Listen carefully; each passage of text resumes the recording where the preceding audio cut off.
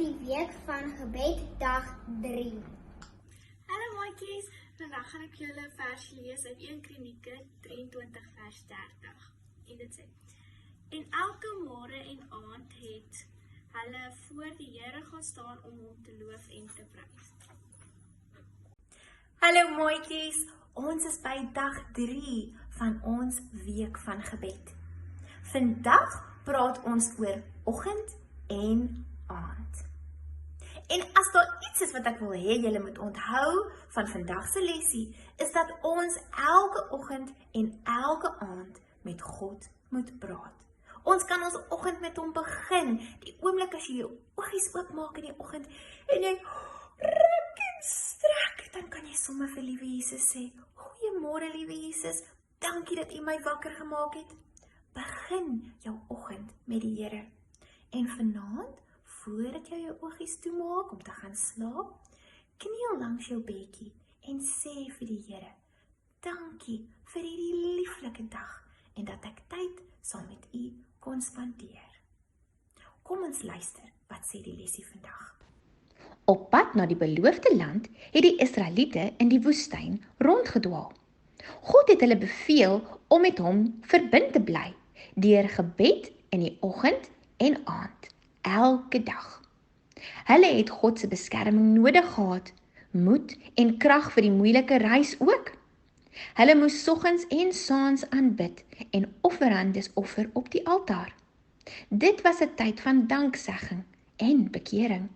Dit was ook 'n spesiale tyd vir hulle om na God se stem te luister en sy seëninge te ontvang. Dis dieselfde vir ons vandag. God wil daardie spesiale tyd met ons ook hê. So maatjies, God wil baie graag met ons gesels, elke oggend en elke aand. Is jy bang om met Jesus te praat? Dink jy dalk dat jy nie regtig weet wat om te sê nie? Wel, ek het baie goeie nuus vir julle. Julle kan net uit julle hartjies met hom gesels. Hy verstaan. Jy hoef nie gevleelde woordjies te hê nie. Jy kan net jouself wees en praat wat binne in jou hartjie is. Ek het al gevind, soms, net as ek sit om te gaan bid, dan kom daar allerlei gedagtes in my kop van goed wat ek moet doen of goed wat ek vergeet het en alles probeer my aandag aftrek van die Here. As dit gebeur, moet jy bid en vir die Here vra: asseblief, vat al hierdie goed wat my aandag probeer aftrek weg. Ek wil net 'n oomblik met U tyd spandeer. Vandag gaan ons 'n liedjie sing en die liedjie se naam is Wandel in die lig van God. Ek wandel in die lig van God. Ek wandel in die lig van God. Ek wandel in die lig. Ek wandel in die lig. Ek wandel in die lig van God. Ek wandel in die lig van God. Ek wandel in die lig van God. Ek wandel in die lig.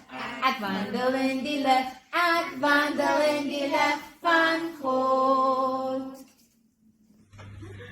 Hallo maatjies, dankie dat julle so mooi na die storie geluister het en ek nooi julle om saam met my te kom bid. Onse Vader wat in die hemel is, ons wil graag vir U dankie sê dat ons enige tyd met U kan praat en dat ons hoef nie in die kerk te wees nie en ons hoef nie op enige ander spesifieke plek te wees nie, dat ons enige tyd met U kan praat. En Here, asseblief herinner my dat ek in die dag met U begin en 'n gebed vir U sê en in die aand eindig met 'n gebed vir U.